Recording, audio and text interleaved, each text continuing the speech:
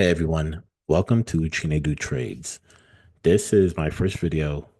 I'm pretty much making this YouTube channel just to follow my trading journey. I'm making this channel as much for you guys, but more so for myself. Want to prove that I'm consistent with my trading, sort of go over my trades on video so I can double down on the information that I know. I think repetition is a key part of trading, sort of getting disciplined, and I think starting this channel is going to help me when it comes to that and keeping myself disciplined, keeping myself more involved. I will say that one, if you're already this far into a video, like and subscribe because I'm going to be dropping these probably every week, right? So right now, as you can see the title, this is going to be reviewing my September where I made almost $8,000, $7,700 to be exact. Definitely could have been more, but definitely happy with the results. And I think it just is a testament to the journey that I've taken so far. Just to add a disclaimer, this video is for information and education purposes only. Do not take this as financial advice. Trading stocks and options involve risk and do your own due diligence. But essentially, again, creating this channel just to also connect with different traders and to one, hopefully I find some more experienced traders in the comments or who watch the video who can give me a tip or two about what to do, what not to do.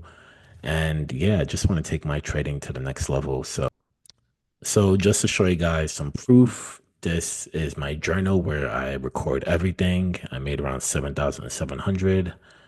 And as a proof in my broker account, you can see from September 1st to October 31st and my second account, account two, I made 4,600. And then my first account, I made 4,600, which is interesting. Um, my first account, I have more of my investments in there as well. So, some Apple, some Nvidia, and pretty much just some long-term holdings. So when we take a look at my trade for the week, let's see the month breakdown. I have just around, so with this month, I took around 55 trades, which is a crap ton. But let's just go over three trades that I took this week and I'll like break down my analysis, my trading style, what I do to profit, what I do for my entries. And again, if you have any questions, concerns, just drop a comment. So the first trade is SPX, right? So just a little brief introduction to my trading style. I like to trade credit spreads and debit spreads, sometimes naked calls, but I try to stay away from those as those can get very volatile. I like spreads because I can limit my risk with the spread. However, it's not as profitable compared to the naked call. So sometimes I take naked calls, but that's when I'm very certain for the trade.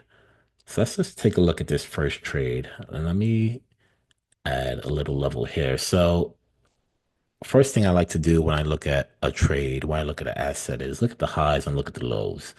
So price is going up, wave down to the low, wave up, wave down to the low. So after this low and this wave up, I noticed that we did not break this prior high. So this right here is resistance.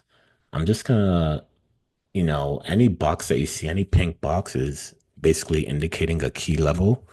And so that's a part of my trading strategy. I love to trade key levels because I know that's an area of either demand, or high support, or high supply. Jesus. So essentially, what I'm seeing with this trade, and I'll zoom in a bit, this is the daily candlesticks on SPX. So the overall, 50, top 50, top 500 US companies. So as we coming back up to this resistance level, right? Resistance, we couldn't break this price high. Price is making this consolidation pattern and it's a box, right? So we're coming up, coming right back down, coming up, coming right back down, coming up, coming right back down. And this level is acting as support. So essentially my analysis here was if we break this support, I can either take a short on the market and short the market all the way down, or if we bounce on support, drive the market buy a debit spread or play a credit spread and ride the wave back up. Once we broke this structure, and let's take a look at a even closer time frame where you can see it. So you can see prices making these, in this little box consolidating. So once we broke that pattern, once we broke this box, I decided to take the short.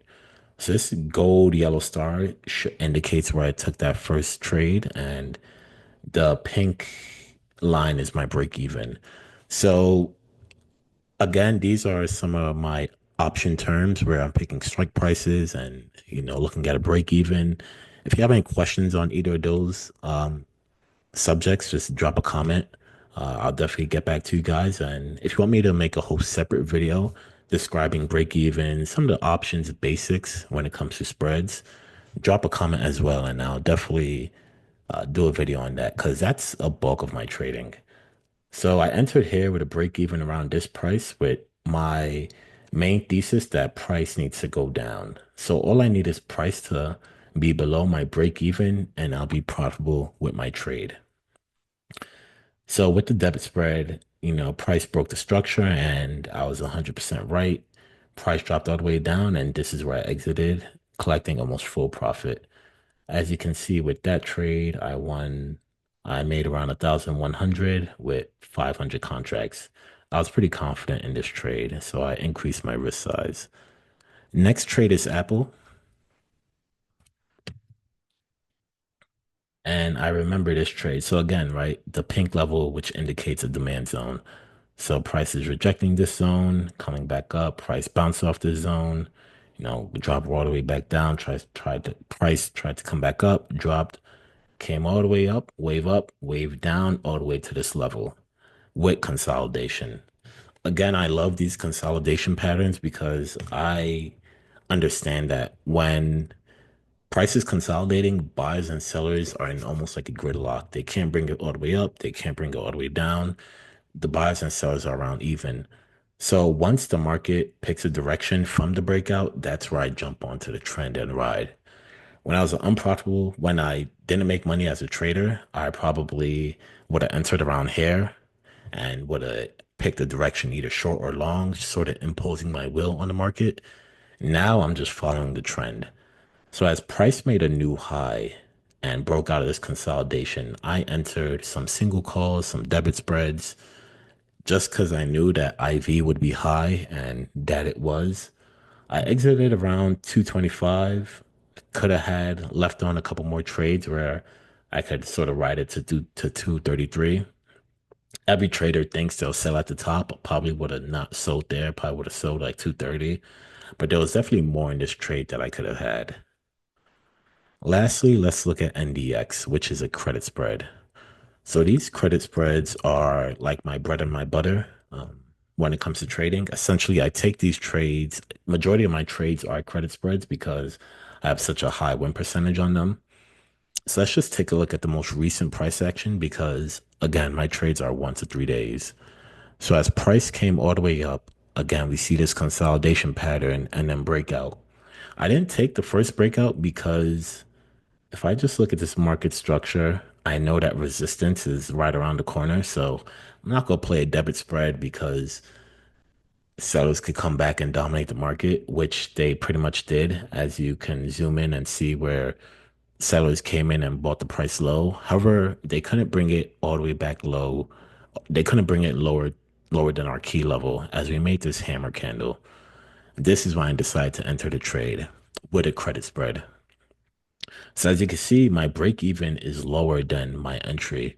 And that's sort of the beauty with credit spreads. I can enter a trade, put a break even lower than the price I entered, and essentially ride the trade either direction. If the trade goes up, I'm profitable. If the trade goes sideways, I'm profitable. If the trade even goes down a little bit and not to my break even, I'm still profitable. So this is probably a A plus trade when it comes to credit spreads because it's sort of a breakout and retest.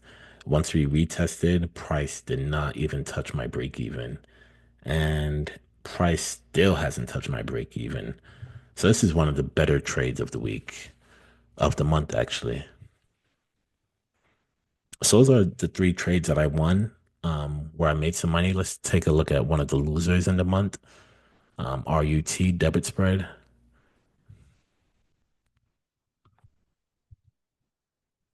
Let's see if I have this one up.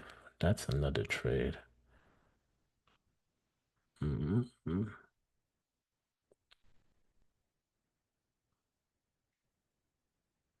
Let's just take a look at my entry and exit. So I entered on the 19th and had the 20th expire. I entered on the 18th and exited on the 19th. And I know exactly where this trade was because this was painful. Let's get this clicker right there. Bear with me, guys. So this was the 19th where I entered the trade around here almost at the highs and I sold the next day on the 19th. Let's say I sold around here and my break even, I have a column for break even was 2,260.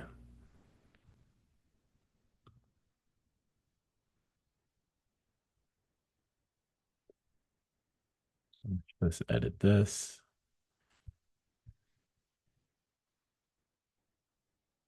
So I don't even know if I'm going to edit these videos. I'm probably just going to drop them. I'm not a video editor. I just love trading, so I want to get the content out to you guys as fast as possible, as soon as possible. If you do like have any tips or recommendations on how to edit, drop a comment, 'cause that'll be appreciated. So let's go over this stupid trade. Essentially, I entered the trade near the tops, and just by judging this candlestick, you can see exactly why stupid I am, why I'm pretty stupid for entering. The market's just gonna lay surprises on you, but I basically entered at all-time highs with a break even, not even using a credit spread, so I needed the price to go up even more. So essentially, I believe I entered this trade because price just broke this previous resistance.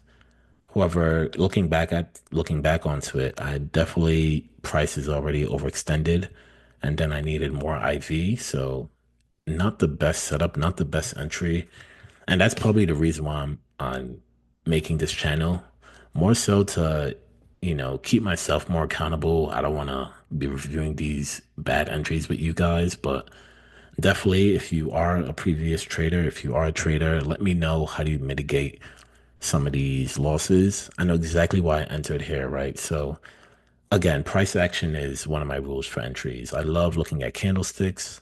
If we look at this candlestick, you can see that price opened at 2,203, drove all the way up.